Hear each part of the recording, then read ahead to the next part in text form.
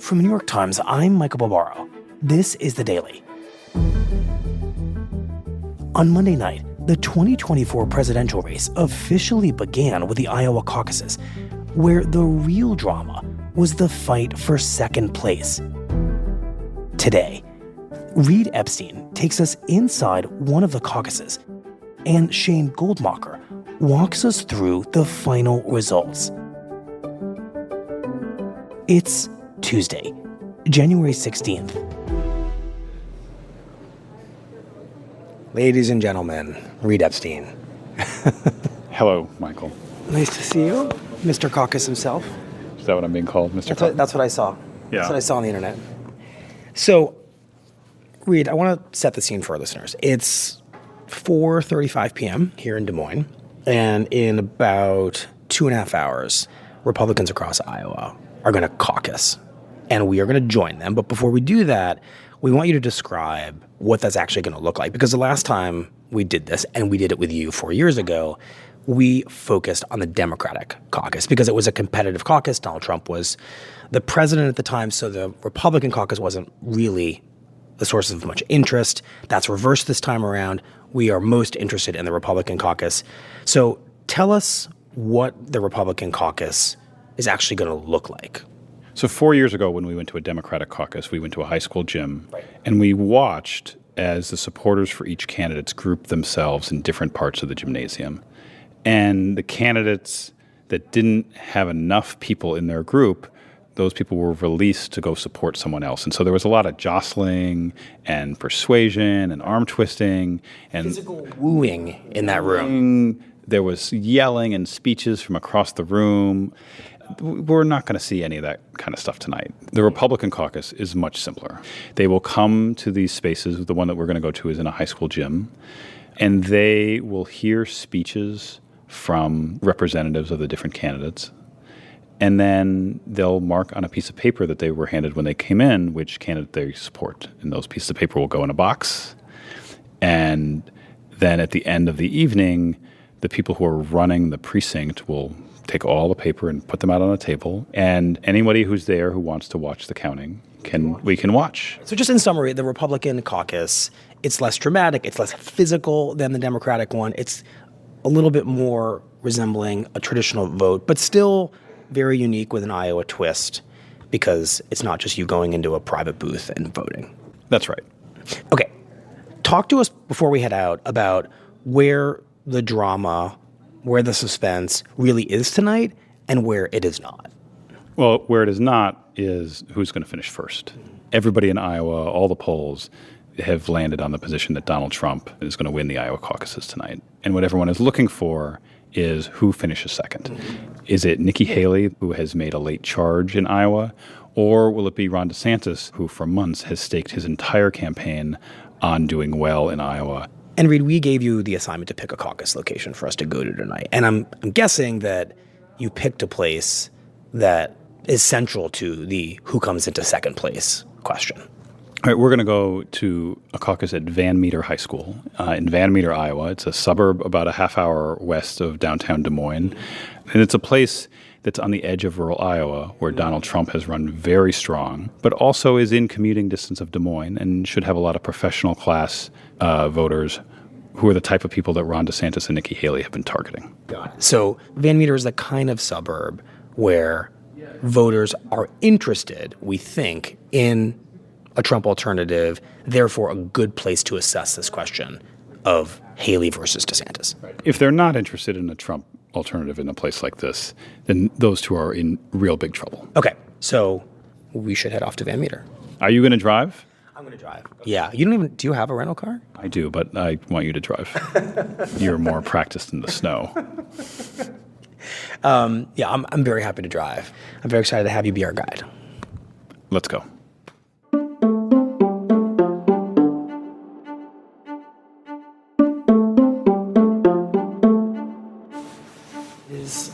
I'm looking at my phone. It says -2. It says that it's -2 degrees out and that it feels like -21. I mean, a lot has been made of how cold it is, and that it is all merited. I think the cold has not been underhyped. I think the thing they don't talk about enough is the mechanics of the cold, and the way I experience it is that basically the mucus in your nose freezes. I wanted to say that in the Times this week that it's so cold that the boogers in your nose freeze, and I was told that standards would not approve, so maybe we can get that on the daily. It's true. Here we go. Turn the heated seats up.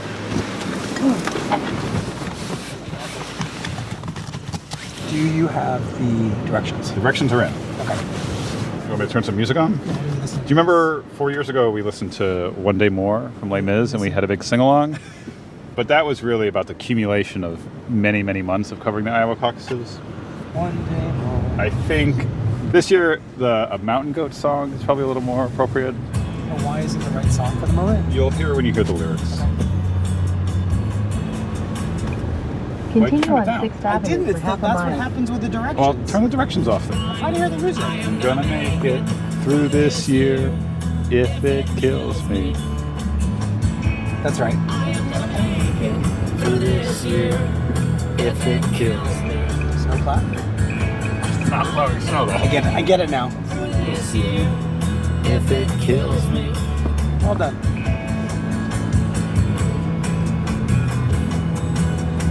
I do prefer Taylor Swift. We can play her next. Good song. Really good song. We were pulling into the school. You should park right here. Park right here. This one is icy. Okay. All right, let's go. We're walking in.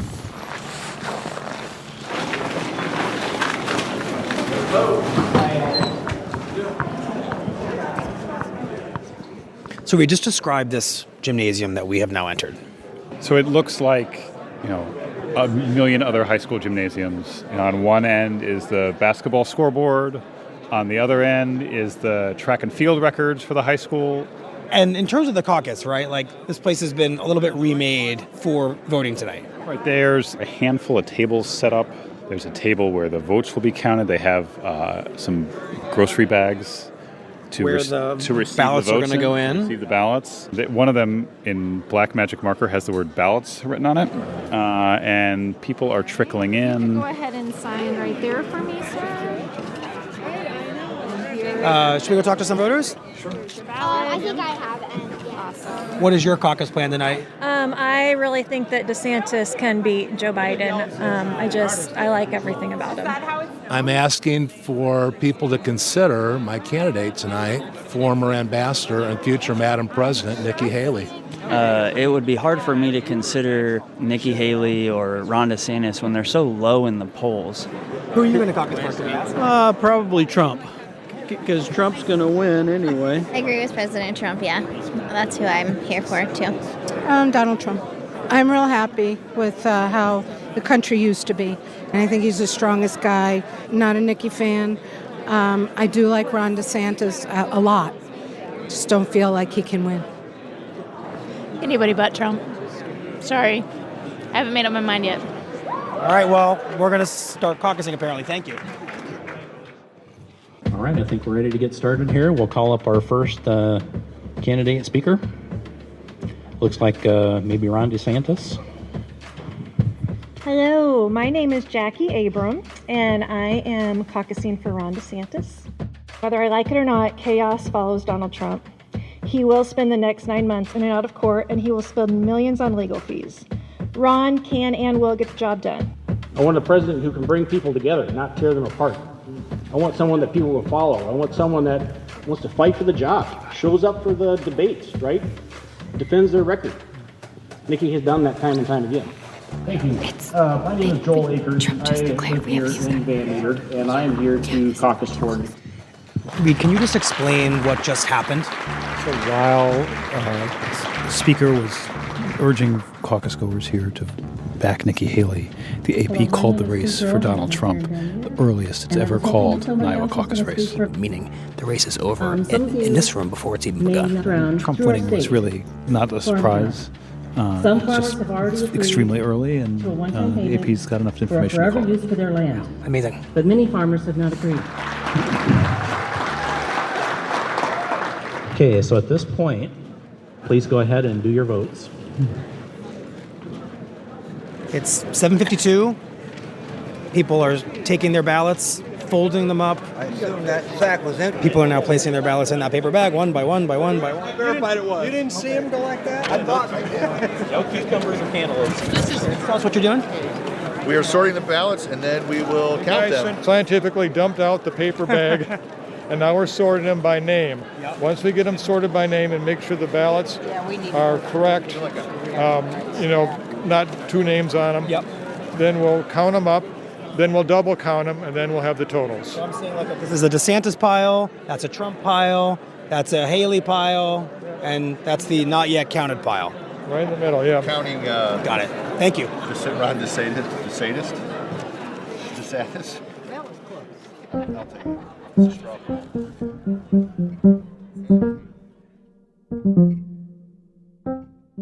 Coming in third place with 64 votes was Nikki Haley. Coming in second place with 79 votes was Ron DeSantis. Coming in first place with 85 votes was Donald Trump. So Donald Trump won the Van Meter spot or site caucus tonight. So thank you very much for everybody. Yeah.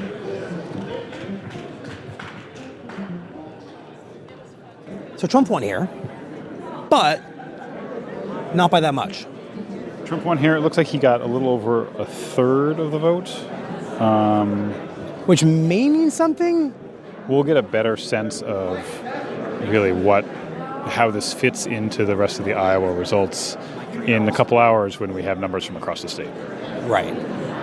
All right, so... Ready to go home? I think we're ready to go back and see what happened across the state. Yep. Let's go back to the hotel.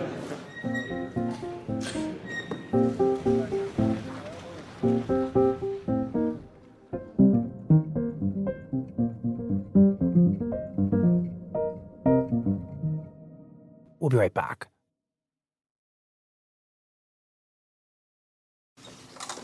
Okay. Hey, Shane. Hello. Come on in. We have acquired a conference room for you. This is fantastic. Our own private. Another windowless room to spend my time. Another windowless room. But this one to talk about results. Yeah. You ready? I'm ready. Okay, we should just establish where we are in the night. It is 11:15 p.m. local time, 12:15 a.m. back in New York. And we now have all the results of the caucuses across the state. So talk us through the final numbers. First of all, I'm very pleased that it is only 11:15 local time. This is very civilized. Earlier than we'd expected a few hours ago. And I think the reason we are here so early relatively is just because the results are pretty clear, which is that Donald Trump, he has 51% of the vote right now. Ron DeSantis is in a very distant second at 21%. And Nikki Haley is in third place at 19%. And in fact, since the night began, the person in fourth, Vivek Ramaswamy, who was under 8%, dropped out and immediately endorsed Donald Trump. I think that 50% almost undercounts the strength that Donald Trump is showing tonight. He's winning in virtually every county. There's one county at the moment that he's losing by a single vote. That means he's winning in cities. It means he's winning in suburbs. It means he's winning in rural areas. There is no place in the state of Iowa where he lost 8 years ago that he's losing tonight. Wow. And so this very much looks like the first step toward a potential renomination for Donald Trump. There's not a lot of bright spots here for any of the campaigns if they want to actually beat him. I want to, for a second, talk about the call that was made in this race for Trump. It wasn't a surprise. What was a surprise was when the call was made. The call was made startlingly early. All of us in this room from the Daily were at a caucus where the call came before a single ballot had been cast. And I believe that was the case in many parts of Iowa. What should we make of that? You know, it's because this is a caucus and not a traditional election. I think the Associated Press made the decision to call it before all the ballots were cast. Now, normally in an election, they wait until the polls are closed. Now, very much the polls were not closed here in Iowa. And after that happened, one of the first messages I got was from Ron DeSantis' communications team, who said, election interference. And even in his speech later tonight, Ron DeSantis said, you know, They're through the kitchen sink at us here, even calling this race before our voters had a chance to cast their ballots. What specifically was so upsetting to them about this? I think they were upset that this is the state where he's banked his entire candidacy, that they have rallied people to the polls. They've got them out in sub-freezing conditions to show up at these caucus sites. And again, this is not a regular election. You got to stay. You got to listen to speeches in some cases. And then you have to go and cast your ballot. So people could get discouraged, right? They might be there, but they said, hey, this has already been called by CNN or AP or the New York Times. I don't want to sit here and wait and go through this process. I'm going to go home. And so I think there are real concerns about that. Right. And do the campaigns have a point here? I mean, I think that they do have a point that it's a concern. You know, I was certainly among those who was surprised, right? I was getting ready for a later in the evening call, and the networks and AP in very quick succession called the race. Right. Right. Well, we're not here to debate the media ethics of it, but I think we can both admit that it was strange. Might not have affected any of the outcome, any of the voting. There's no evidence, in fact, that it did, but it was unusual. So regardless of when this call was made, Trump, as you said, won authoritatively, won decisively, won very, very early here. Pick your adverb. Pick your adverb. And we have talked a lot about how, because of his dominance in this race, this was really in Iowa a battle for second place. But I think it's worth lingering on the nature of Trump's dominance and on the reality, Shane, that there was nothing inevitable about him winning so soundly here, right? I mean, or really winning at all. I mean, thinking back 4 years to a candidate who lost the 2020 election, triggered a riot at the U.S. Capitol, was twice impeached, and was seen as one of the most damaged, maybe the most damaged figure in the history of American politics. So what does the scale of his victory here tell us? I mean, I really do think it's a pretty remarkable resurrection, and I really think it's important to go back and think about where were we 3 years ago when January 6th happened and when he was impeached, and not just by Democrats, but by the most people to ever cross party lines to impeach somebody. And he was ultimately acquitted by the Senate, by Senate Republicans, and that allowed him to run again. And really, since then, he's been building power for this moment, acting like a party boss, even getting the Republican National Committee to change some of the rules. To make it easier for him to win these states, right? We've talked about this. To make it easier for him to win the coming states, to ultimately become the nominee. And even the fact that it's so cold right now was expected in a lot of ways to work against him. When we were talking to the campaigns in recent days, they thought, really cold, less people will turn out. And for months, the Trump people and others have said, the bigger the turnout, the better it is for Donald Trump. Right now, we're looking at something like 110,000 people are going to have voted. A low turnout in the end. A very low turnout. They were talking about 220, 215, 200,000. So you're talking about the electorate was what they thought was going to be unfavorable to him. And he's still winning, running away. Right, because a low turnout Iowa caucus still turned out to be a landslide victory for Trump. It really raises the question, is there any kind of turnout right now that isn't a landslide for Donald Trump? Talk to us just for a little bit about not just the geography of his victory. You already mentioned that he won basically almost every county in the state, but about the demographics of it and what that reveals about him and his opponents in this race. So the demographic data is a little bit less clear than just the vote totals. But what they show is a similar story, which is that Donald Trump was winning. He was winning among men. He was winning among women. He was winning among older people. He was doing well among middle-aged people. He was doing the strongest among voters who didn't attend college, which is not a surprise. Not a big surprise because we know that non-college educated voters have long been a part of Trump's base. Yes, but he was winning a pretty big share of college-educated Republicans, too. There's really not places where he's losing. Now, even his weakest parts demographically of the Republican Party, he's basically tied with his opponents where he's weakest. And so the challenge has been for Nikki Haley, yes, you have performed more strongly in highly educated suburban areas. And those areas, you're fighting Donald Trump to like a draw, right?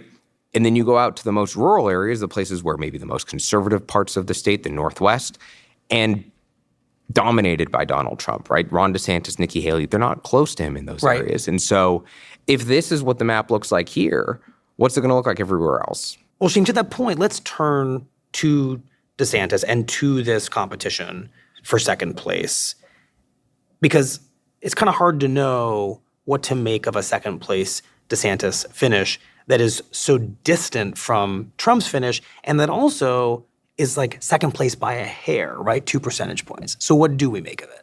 I mean, I think the problem for him is that it really doesn't resolve the question of second place. You have to remember that this is a state that he predicted he could win in. Win outright. Beat Trump. He is the most organized campaign in Iowa. He spent the most time here, and he's yet getting less than half the vote that Donald Trump has gotten. And so where does it leave his candidacy? It leaves him ahead of Nikki Haley, but so far behind Donald Trump that it is hard to see where he goes next. The next state in the calendar is New Hampshire, and it's been the early state he's polled most weakly in.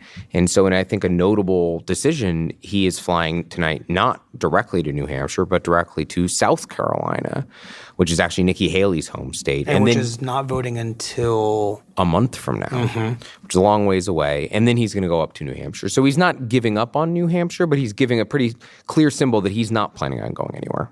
Right, and is stuck in a kind of muddled battle for second place with Nikki Haley, who came in a close third. And in a lot of ways, her experience, right, Shane, has been the exact opposite of DeSantis when we think about trajectory. He enters the race with huge expectations all the way back to a year ago. We've talked to you about this a lot. Somebody who would be, lots of people thought, the real viable challenger to Trump, which hasn't really happened. Haley entered this race as somebody around which there were not a lot of expectations. She polled in the single digits for months and months. So whereas DeSantis' experience culminating here is one of disappointment, is it right to see Haley's performance, even though it was a third place one, as something of a success? You know, I think it's a disappointment because of where she was recently, which is the last poll, the poll that people watched most closely. It's called the Iowa poll, and it showed her in second place. And so she didn't achieve that metric. And more importantly, by falling behind Ron DeSantis, she lost the argument that she wanted to make that he should get out of the race. She's trying to frame this up as it's her versus Trump. And Ron DeSantis is like, I finished ahead of you here. Like, you can't quite push me out of the race yet. Right. And so, is there any way in which she's correct, knowing what's about to happen in the next couple of states? I think the biggest winner here, where we started, it's Trump, right? You continue to have this fight for second place. His goal is a divided Republican Party, because if there's one weak spot for him in the results from Iowa, it's that while he won overwhelmingly compared to where his rivals were, he had about half the vote, which means about half the voters could conceivably have voted for somebody else if they all consolidated behind one person. Right. Look, for every Republican who wants to beat Donald Trump, the math is really clear in this race, which is you just need one opponent. That if you have two serious opponents running against him, there's virtually no chance of beating him for the nomination. And what the results tonight mean is that there's still going to be two. And that's why Nikki Haley's third place finish is a disappointment for her. She's close to Ron DeSantis. This is in some ways a decent showing for her. But she had a chance here, if she vaulted far ahead of him, to push him out of the race entirely. But right now, this split result is basically exactly what the Trump campaign would have hoped for in the last few days. Right. In that sense, it feels like this was a double victory in Iowa for Donald Trump. The first victory being 51% of the vote, a landslide. The second victory being that he left his two main rivals with scraps. Yeah, and they're fighting over the scraps with each other, which is exactly what his team has been looking for throughout this race. And so when I think about this win in Iowa, I think it's not just a first step, it's a really big first step toward becoming the Republican nominee for the third consecutive election. Well, Shane, thank you very much. Thank you, Michael.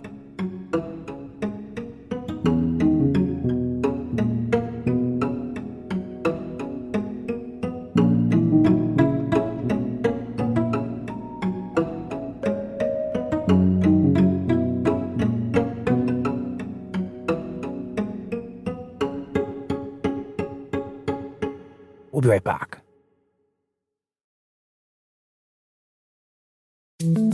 Here's what else you need to know today. Over the weekend, Houthi militants attempted to strike a U.S. warship and damaged a U.S. commercial ship in the Red Sea in a significant ratcheting up of their attacks on a crucial global shipping route. The latest round of attacks suggests that the U.S. and its allies are so far powerless to stop the Houthis. Last week, an American-led coalition carried out dozens of airstrikes against the Houthis inside Yemen, but those attacks appear to have only emboldened the group. The Houthis, who are backed by Iran, claim that they're targeting Western ships in protest of Israel's war against Hamas. Today's episode was produced by Mary Wilson, Claire Tennisgetter, and Mooj Zadie. It was edited by Rachel Quester, contains original music by Dan Powell, and was engineered by Chris Wood. Our theme music is by Jim Runberg and Ben Landberg of Wonderly.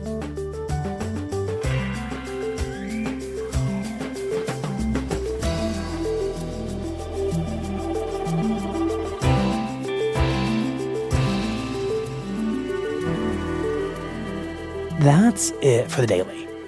I'm Michael Barbaro. See you tomorrow.